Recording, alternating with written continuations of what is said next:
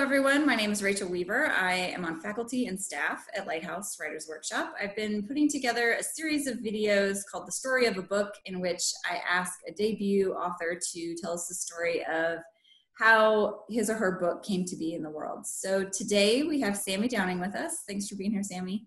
Well, thanks for having me. So Sammie is the author of a novella called The Family That Carried Their House on Their Backs. It was published by a small press out of New Jersey called Half Mystic Press. And Sammie is going to tell us the story of how her book came to be. All right, Sammie, go ahead. All right, sounds good. Well, this is my book, The Family That Carried Their House on Their Backs. And it was a long process. I started writing it when I was 20 in college. It began as a poem, and it was just kind of about memory and what it's like to be a child and what it's like to remember things differently than the way adults tell the story. And so I wanted to kind of create almost like an allegory about being a child and watching your parents live in the world. But then it started to evolve, and I realized that I wanted it to be less allegorical and more about more fantasy and more like a real world. And it was kind of one of those things that it was very personal to me, a very personal project. And so I would return to it whenever I needed it. So it kind of just grew and grew and grew. But so I started it when I was 21, my senior year of college. And then I never looked at it for maybe like 5 years. It was just like something I did for school that was therapeutic. And then I think I was writing a lot of like weird, strange projects. And then I found it when I was going through my stuff, and I was like, oh, I really do love that story. And I really do feel strongly about this, and it's worth pursuing. And so I just kind of dove right back into it. And by then, at that point in time, it was like a 10-page short story, essentially. So it began as a poem, then a 10-page short story. And then I sent it to a friend, and she's, those people that you send your writing to, and they're honest, and they say that's shit, or or that's not very good, and or they say that's worth pursuing. And she really loved it, and I think it's spoke strongly to her. And since I trust her and she's a trusted reader, I figured I might as well work on it. And so then I worked on it for maybe like a month or something, and it was 30 pages at the end of that adventure. And then I put it away for many years, and it resurfaced.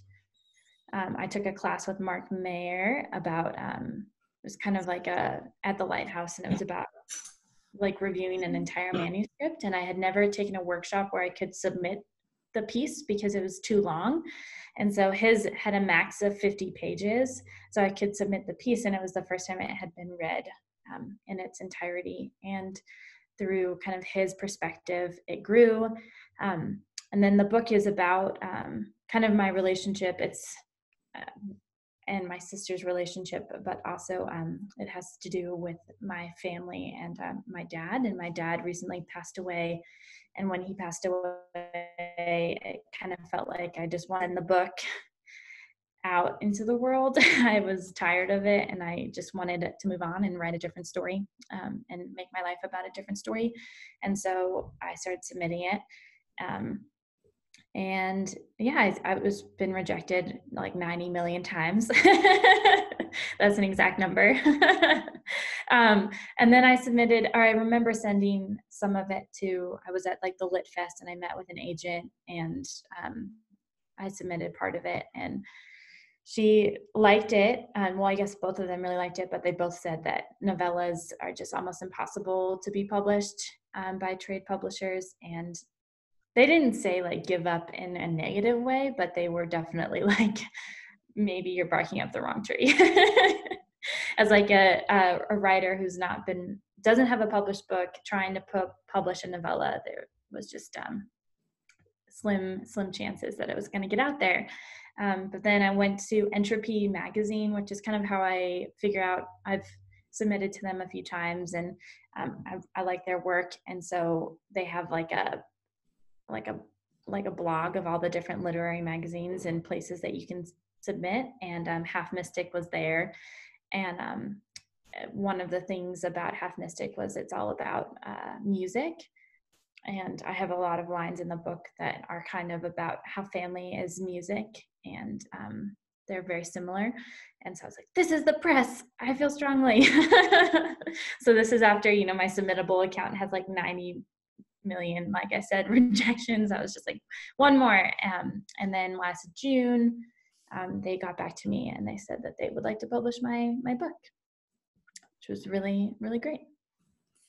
And so it hasn't come out yet? It came out in December. Oh, in December. Yeah. And I think this is a really great story because I've heard that a million times too. Like, no, you can't publish a novella. Novellas are impossible. And yet here you are, the poster child of publishing a novella. Yeah. And so when you submitted to Half Mystic Press, were they looking for novellas, or did you convince them that they were looking for novellas? I think I just convinced them that they were looking for novellas. Ironically, though, it has made me realize that you can call a book whatever you want. So I think if I had just called it a novel, then it would have been more likely to be published, because there are a lot of books that I've been reading that have a very similar word count, but they call themselves novels. So it's kind of like the confidence, like, I wrote a novel. And then it doesn't matter if it's only 16,000 words. Yeah. Yeah. You are the second person who has mentioned Entropy Magazine as a way to place books with small presses, or basically just to find out who's looking for them, what small presses are around. Because I think they're hard, how would you hear of a small press necessarily in New Jersey if you live in Denver, unless you knew someone else who had published with them, right? So it sounds to me like that's a super valuable resource. It is. I've recently sold a few stories through them. Well, not through Entropy, but to places that they've listed. So it's actually, I would say Entropy has directly correlated to like material success as a writer for me. Like, I think before I would just kind of hear about things or just Google randomly, and then Entropy really does tell you what they're looking for and dates and application fees, and just all the details are there. It's really helpful. They tell you what different magazines and presses are looking for, correct? Not just themselves. Yes, exactly. Yeah. There's like a page, I think it's on the top. You can go to it. It says something like, I can't remember the name for it, but it's like a huge database of different presses. Mm-hmm. And they're focused on smaller presses, correct? Yes, definitely. That you can submit to without unagented work. Yep, exactly. Mm-hmm. So they're ideal for if you don't have an agent, but you still like care about writing, it's like a perfect place to submit or look for work. So my last question has to do with all of your rejections, because I think this is like, it's like this small little harbored hope that I think everyone has, like, oh, surely that's not going to happen to me, right? Or like, oh, that happened to me with my first book, but for this second one, like the first person that reads it is going to want to publish it, right? Right.